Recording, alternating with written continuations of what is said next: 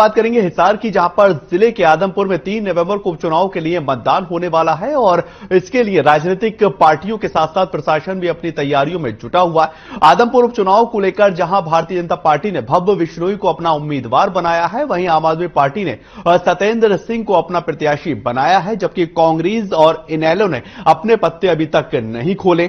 उपचुनाव को लेकर आज दिल्ली में जेजेपी पार्लियामेंट्री बोर्ड की बैठक हुई, जिसकी अध्यक्षता डॉक्टर अजय सिंह चौटाला ने की और उप मुख्यमंत्री दुष्यंत चौटाला सहित पार्टी के तमाम बड़े नेता बैठक में मौजूद रहे। वहीं उपचुनाव की सुरक्षा को लेकर हिसार पुलिस ने तैयारियां शुरू कर दी हैं और जिले के पुलिस अधीक्षक लोकेंद्र सिंह ने प्रेस कॉन्फ्रेंस के दौरान यह बताया है कि आदमपुर उपचुनाव को लेकर डीएसपी अभिमन्यु को नोडल अधिकारी नियुक्त किया गया है। आदमपुर में 57 गांव आते हैं और नामांकन 14 अक्टूबर को होना है, जिसका मतदान 3 नवंबर को होगा। और साथ ही पुलिस अधीक्षक ने यह भी बताया कि आदमपुर विधानसभा का एरिया सदर थाना और आदमपुर के साथ साथ अग्रोहा थाना लगता है और पिछले रिकॉर्ड के अनुसार कुल 180 बूथ बनाए गए हैं, जिसमें से 39 अति संवेदनशील हैं और 36 संवेदनशील बूथ चयनित किए गए। वहीं आदमपुर क्षेत्र में 12 नाके और लगाए गए हैं ताकि कानून व्यवस्था जो है वो चुनाव को लेकर मुकम्मल होता नजर आए।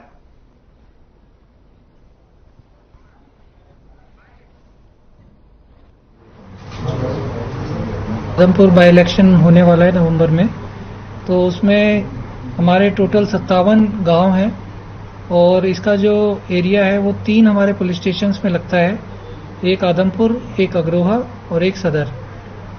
टोटल जो पिछले के रिकॉर्ड के मुताबिक जो हमारे टोटल 180 बूथ उसमें बनाए गए थे, जिसमें 39 हाइपर सेंसिटिव थे और 36 आदमपुर बाई इलेक्शन होने वाला है नवंबर में, तो उसमें हमारे टोटल 57 गांव हैं और इसका जो एरिया है वो 3 हमारे पुलिस स्टेशंस में लगता है, एक आदमपुर, एक अग्रोहा और एक सदर।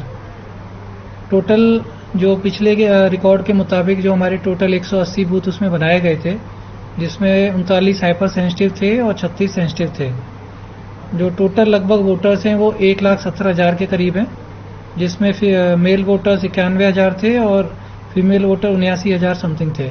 तो ये थोड़ा बहुत इसमें अभी वेरिएशन हो जाएगा।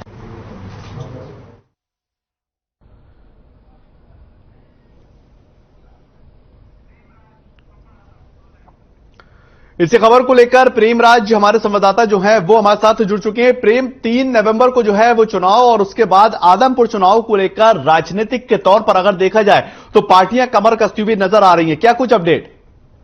और बिल्कुल देखिए, जब से आदमपुर का उपचुनाव को लेकर बिल्कुल बजा है, तमाम अलग अलग पार्टियों की बात करें, बीजेपी की बात करें, आम आदमी पार्टी की बात करें, कांग्रेस की बात करें, जेजेपी की बात करें, सभी ने अपनी कमर कस ली है। उसी कड़ी में आज जेजेपी पार्लियामेंट्री बोर्ड की बैठक जो है दिल्ली में चल रही है। मैं आपको बता दूं कि तमाम जो बड़े नेता हैं, चाहे अजय सिंह चौटाला की हम बात करें, दिग्विजय सिंह चौटाला की बात करें, डिप्टी सीएम दुष्यंत चौटाला की बात करें, नन्ना चौटाला की बात करें, सभी जो बड़े नेता हैं वो बैठक में मौजूद है। मंथन हो रहा है उपचुनाव को लेकर। जिस तरीके से उपचुनाव में बीजेपी ने अपने उम्मीदवार के तौर पर भव्य बिश्नोई को कहीं ना कहीं मैदान में उतारा है, ऐसे में साझा गठबंधन की सरकार है हरियाणा में। अब देखने वाली बात होगी कि जेजेपी क्या भव्य बिश्नोई को सपोर्ट करती है या फिर किस तरीके का स्टैंड जेजेपी का रहता है। बैठक करीबन 3 घंटे से ज्यादा का समय हो गया, बैठक चल रही है। अब देखने वाली बात होगी कि जेजेपी बैठक के बाद किस तरीके की ब्रीफिंग करती है और क्या निर्णय जेजेपी लेती हुई नजर आती है। जी बिल्कुल प्रेमराज, आप हमारे साथ बने रहिए। अनूप कुंडू भी जो है वो हमारे साथ लगातार जुड़े हुए हैं। अनूप, अगर बात की जाए आदमपुर चुनाव को लेकर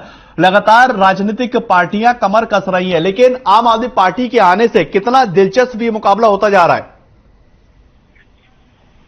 हाँ, देखिए, बिल्कुल जिस प्रकार से आदमपुर के अभी उपचुनाव की घोषणा हुई है और 3 नवंबर को ये चुनाव होना है, तो उसको लेकर के सिर्फ एक सबसे पहले जो कांग्रेस पार्टी है उस पर निगाहें हैं, क्योंकि कांग्रेस पार्टी ने अभी तक अपना उम्मीदवार जो है वो घोषित नहीं किया है। हालांकि बीजेपी और आम आदमी पार्टी के उम्मीदवार मैदान में आ चुके हैं और चुनाव प्रचार में जुट चुके हैं। 14 तारीख नामांकन के लिए लास्ट डेट है। और जहां कांग्रेस की बात की जाए तो कांग्रेस की जो कमेटी है वो लगातार कर रही है जिसमें किसको उम्मीदवार बनाया जाए। जयप्रकाश जेपी का नाम जरूर चला हुआ है, लेकिन उसके साथ साथ पैनल में 3 नाम और हैं जिन पर मंथन चल रहा है। अब देखने वाली बात है कि यहाँ पर जातीय समीकरण बना करके टिकट दी जाती है या फिर जिस प्रकार से इस कांग्रेस का गढ़ माना गया था, भजन लाल का गढ़ माना गया था, उसको देखते हुए यहाँ पर टिकट कांग्रेस वितरित करेगी जी। हाँ बिल्कुल अनूप, अगर बात की जाए भारतीय जनता पार्टी की जो प्रत्याशी भव्य बिश्नोई है, उनके जो पिताजी है कुलदीप बिश्नोई, वो भी सोनाली फोगाट के परिवार से मिले थे, क्या उसका भी कुछ असर आदमपुर चुनाव पे दिखाई दे सकता है? देखिए प्रेमराज, जो सबसे बड़ी दिक्कत ये थी कि जिस प्रकार से सोनाली फोगाट के मर्डर के बाद परिवार के लोग कुलदीप बिश्नोई को लेकर बयानबाजी कर रहे थे, उसकी जो राजनीतिक कहीं न कहीं जो जमीन थी वो खिसकती हुई नजर आ रही थी। उसको लग रहा था कि अगर ऐसे में सोनाली फोगाट के परिवार से कोई यहाँ पर चुनाव लड़ने आया तो उसे बहुत बड़ी क्षति यहाँ पर हो सकती है। तो इसलिए कहीं न कहीं परिवार के लोगों से वो एक मिलने के लिए गए और उन्होंने कहा कि वो संवेदना व्यक्त करने के लिए आए हैं, परिवार के लोगों का हालचाल जानने के लिए आए हैं। जबकि सोनाली फोगाट जो है मृत्यु हुए 1 महीने से ज्यादा का समय हो चुका है, उसके बीच में इस प्रकार की कोई औपचारिकता उन्होंने नहीं निभाई। सिर्फ ये था कि कहीं न कहीं ऐसा ना हो कि सोनाली फोगाट के परिवार से जो राजनीति में आने की और चुनाव लड़ने की बातें की जा रही है, अगर वो ऐसा हुआ तो भव्य बिश्नोई को काफी नुकसान इसमें हो सकता था, बीजेपी पार्टी को बड़ा नुकसान यहाँ पर हो सकता था। इसके लिए कहीं न कहीं वो परिवार के साथ मिलकर के एक इस प्रकार से वातावरण बनाने की कोशिश की जा रही है कि जो भव्य बिश्नोई है उसको वोटों का नुकसान ना हो। बिल्कुल, प्रेमराज भी हमारे साथ लगातार जुड़े हुए हैं, अनूप आप भी हमारे साथ लगातार जुड़े रहिए। प्रेमराज, अगर बात की जाए आदमपुर चुनाव की, आम आदमी पार्टी, भारतीय जनता पार्टी और कांग्रेस, आपको क्या लग रहा है कि जो भव्य बिश्नोई जो भारतीय जनता पार्टी के प्रत्याशी हैं, उनको टक्कर इस बार कौन देता हुआ नजर आएगा? क्योंकि पिछली बार जब कुलदीप बिश्नोई जीते थे तो वो कांग्रेस से ही जीते थे और कांग्रेस की सदस्यता छोड़कर भारतीय जनता पार्टी ज्वाइन करते हुए नजर आए थे। इस बार का आदमपुर का गणित कैसे दिखाई दे रहा है? प्रेमराज से हमारा संपर्क टूट गया है। अनूप, आपसे यही सवाल समझना चाहेंगे, अगर बात की जाए भारतीय जनता पार्टी को टक्कर कौन दे सकता है? कांग्रेस पार्टी, आम आदमी पार्टी, किस तरह से ये मुकाबला जो है धरातल पर होता हुआ नजर आ रहा है? देखिए प्रेमराज, इसमें कोई दो राय नहीं है कि कांग्रेस पार्टी जो है बीजेपी को यहाँ पर कड़ी टक्कर दे सकती है, लेकिन उसमें सबसे बड़ा सवाल ये है कि कांग्रेस पार्टी यहाँ से उम्मीदवार किसको उतारेगी? क्या वो जातीय समीकरणों को देखते हुए उम्मीदवार उतारेगी, या फिर वो कांग्रेस के वोट बैंक को देखते हुए उम्मीदवार उतारेगी, या फिर एक जो जिस प्रकार से ये चलता है कि सिर्फ जयप्रकाश जेपी की बात सामने आती है, चाहे वो किलायत का नाम हो तो जयप्रकाश जेपी, आदमपुर का नाम हो जयप्रकाश जेपी, जींद का नाम आ जाए जयप्रकाश जेपी, बरवाड़े का नाम आ जाए जयप्रकाश जेपी, तो क्या एक उम्मीदवार सिर्फ जयप्रकाश जेपी ही उनके पास बचा है कांग्रेस के, या फिर जो आदमपुर की जो जनता चाहती है उसके अनुरूप टिकट का वितरण किया जाएगा? तो ये तमाम चीजें जरूर देखने वाली है और ये चीजें इस पूरे चुनाव पर प्रभाव भी रखेगी। अगर यहाँ पर इस प्रकार से उम्मीदवार नहीं उतारा गया तो आम आदमी पार्टी जिस प्रकार से यहाँ पर स्थानीय जो युवा है सतेंद्र सिंह उसको उतारा गया है और लगातार वो ये कह रही कि भव्य जो है विदेशी उम्मीदवार है,